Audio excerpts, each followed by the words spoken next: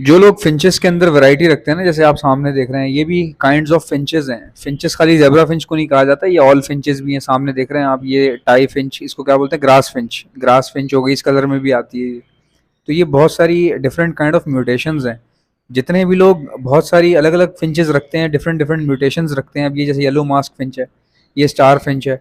तो इस तरह के लोग जो है ना, वो कभी भी जिंदगी में याद रखें, भूखे नहीं रहते। वैसे तो खैर भूखा कोई भी नहीं रहता, अल्लाह पाक का बड़ा करम है।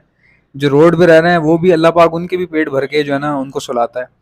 कीड़ा पत्थर के नीचे है तो उसका भी रिस्क लिखा होता है। लेकिन एक एक कह लें कि कारोबारी बात कर रहा हूँ मैं आपसे। इस तरह की जो मल्टी वैरायटी फिंचे रख के बैठते हैं ना लोग, वो समझो उनके पास कभी शॉर्टेज नहीं होती पैसे की या किसी रिसोर्सेज की।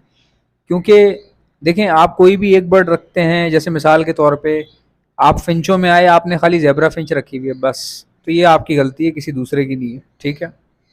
आप लव बर्ड के अंदर आ गए, आपने सारे एल्बिनो रख लिए, ये भी गलत है। हालांकि एल्बिनो बहुत प्रॉफिट में जा रहा है अभी इस वक्त। लेकिन मैं तो हमेशा यही कहता हूँ ना कि कोई किसी भी एक किस्म का बर्ड नहीं होना चाहिए आपके पास, मल्टी बर्ड्स हों आपके पास। क्योंकि जितनी जितनी अलग अलग चीज़ें होती हैं ना, उतना ज़्यादा ग्रोथ का चांस बढ़ता चला जाता है। यानी बैलेंस आपका सेटअप होना चाहिए। जैसे बैलेंस डाइट नहीं होती, कोई बंदा खाने पीने में बैलेंस डाइट रखता है तो उसकी हेल्थ बहुत अच्छी ग्रूम करती है। बिल्कुल उसी तरह अगर आप सेटअप में ब्रीडिंग करवाते वक्त भी दो चार चीज़ों का ख्याल रखें, तो आपके पास कभी किसी किस्म का कोई बड़ा मेजर मसला नहीं आएगा इंशाल्लाह।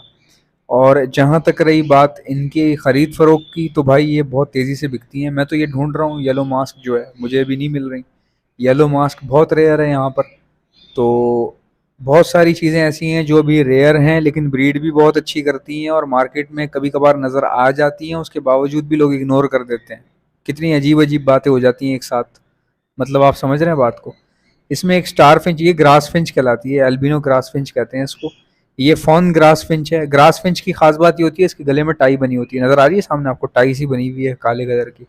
इनकी बड़ी डिमांड है यार, ये एल्बिनो में तो बहुत मानी जाती है। मतलब वाइट कलर में बड़ा पसंद किया जाता है। ये सामने आप देख रहे हो, ये वाले की बात कर रहा हूँ मैं, ये रेड आइज में बहुत इनकी, यानी कि समझ लें अच्छी खासी इनकी वर्थ है। तो अगर कोई भाई ब्रीड करवाता है तो बड़ी बात है। ये स्टार फिंच है सामने, इनका क्या है, ये अपने बच्चे नहीं पालती सही से, नहीं यानी कि अंडे वगैरह, अंडे तो देती हैं, बच्चे नहीं पालती हैं अपने ये।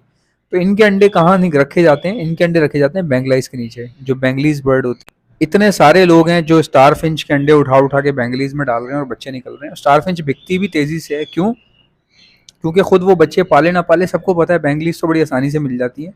स्टार फिंच देखो ना, अपने बच्चे नहीं पालती मगर कितनी तेजी से बिक जाती है। किस बात पे? वजह क्या है? वजह है उसकी ब्यूटी, खूबसूरत होने की वजह से। एक फिंच है, स्टार फिंच है, पूरी उसका एक कलर है बॉडी का और मुंह के ऊपर। ये देखो ना, धब्बे धब्बे पड़े हैं इस तरह के, वाइट वाइट स्पॉट, कितनी प्यारी लग रही है ये। तो इस तरह की चीज़ें जो हैं वो मार्केट में या कहीं पर भी किसी गली बाजार में ज़्यादा देर टिकती नहीं है, वो कोई ना कोई ले जाता है बंदा आके। बर्ड में अगर आप कारोबार करना चाहते हो तो पहले हॉबी कर लो। पहले आप देख लो कि बर्ड मुझे कितना अच्छा लग रहा है। जब तुम्हें अच्छा नहीं लग रहा तो फिर दूसरे को कैसे लगेगा? जो चीज़ आपको पसंद आ रही हो ना, उसी से ब्रीड करवाया करो।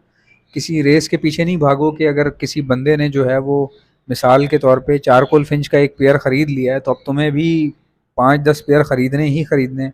या किसी ने इनो कॉकटेल ख़रीदा है तो अब तुम्हें भी वही ख़रीदना है। या किसी ने क्रीमिनो का पेयर ले लिया है तो अब तुम्हें भी क्रीमिनो लगाना है। इस तरह की रेसों में नहीं पड़ा करो। ठीक है, शौक से ख़रीदो कोई भी चीज़। लोग लेते हैं शौक से, आप लेते हो कॉपी करके, समझते हो कि ऐसे मुझे फ़ायदा हो जाएगा या इस तरह से मैं चीज़ों को चला पाऊँगा। ऐसे नहीं होता। कई बार ऐसा हुआ है कि मैंने एक नॉर्मल जेन्युइन बात की है, तो काफ़ी लोग कमेंट करते हैं, कहते हैं यार तुम्हारी बातों से ना हम रिलेट कर पाते हैं। मतलब जो ये बात करता है हमें ऐसा लगता है जैसे हमारी ही स्टोरी चल रही है। तो मैं तो किसी को टारगेट करके तो नहीं वीडियो बनाता। ये तो बर्ड्स की वीडियो है, इसमें कौन सा कोई मतलब कि कोई किसी को टारगेट कर सकता है? बर्ड्स की वीडियो में तो आप ज़रा सी भी ओंगी बोंगी मारूंगा तो कोई ना कोई इसको बंद करके निकल जाएगा आगे। कौन सुनता है इतनी फालतू बातें किसी की भी? तो बर्ड के कारोबार की बात करता हूँ, लेकिन मिसाल हमेशा वही देता हूँ जो एक गरीब आदमी फेस कर रहा है, जो मेरी तरह का एक आम गरीब बंदा घर को चलाने में मुश्किलें फेस कर रहा है।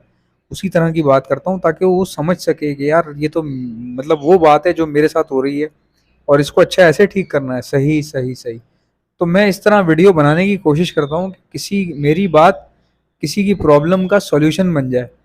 ठीक है। और अगर आप किसी बहस में पड़ गए कि कौन कितना समझदार है, या कोई मुझसे बोले अच्छा एक बात बताओ, मैं आपसे पूछता हूँ ये मुझे जज करने के लिए, ये बताओ ग्रास फिंच का जेंडर कैसे पता चलता है? मुझे नहीं पता, मैं आपको अभी बता रहा हूँ, मुझे यही नहीं पता कि ग्रास फिंच का जेंडर कैसे चेक होता है। ठीक है? तो समझदारी इन चीज़ों में नहीं है कि आप बहसे मुबाहिसे करें। बहुत सारी चीज़ें आपको नहीं पता होंगी, बहुत सारी चीज़ें मुझे पता नहीं होंगी।